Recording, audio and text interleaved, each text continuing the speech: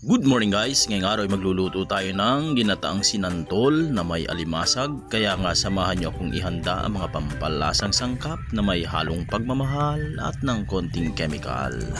Bale yung mga ganitong simpleng lutong ulam natin guys dito sa probinsya ay talaga namang hinahanap-hanap ng ating panlasa at talagang hindi maiiwasan na kung minsan ay maulit-ulit din natin na lutuin ang ating mga paboritong luto. Lalo na kapag ganitong ginataan na isa sa paborito nating pagkain mga Bicolano. At muli po ay shoutout sa ating mga anak na laging nagtatanong kapag muuwi na anong ulam. Kaya ito na, niluto na natin sila ng sinantolan.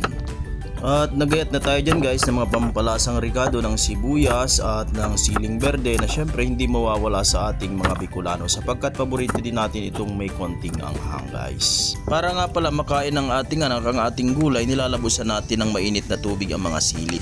Bale, ikalat mo lang insan ang mga pinigaang santol sa mga hinimay na alimasag. Inilagay na rin nga natin guys ang sibuyas at bawang. Guys, ng pampalasang ricado. Ito mga karne ng baboy. Guys. At nagbudbud na rin tayo ng buong paminta guys para pandagdag bango at aroma ng ating sinantolan with alimasag.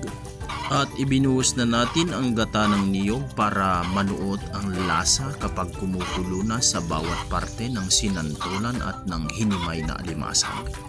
Muli po ay shoutout sa ating mga followers, non-followers at sa ating mga kaibigan, kapatid na sumusuporta sa ating mga video.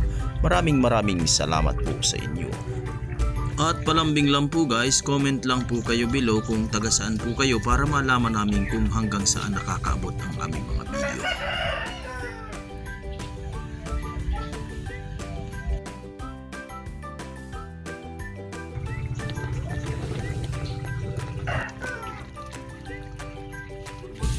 Okay, lagyan natin ng asin para maano natin lasa. Saka ng bitchin, konting bitchin lang guys. Ayan natin. Lagyan na din natin guys ng sili. Ayan.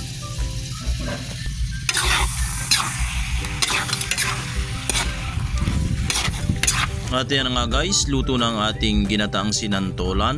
Ano pang hinihintay nyo? Muli ay samahan nyo kaming umatake nitong ating nilutong sinantolan na may alimasag.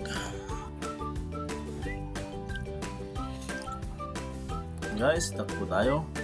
Kaya pa rin. At muli po ay maraming salamat po sa inyong panonood.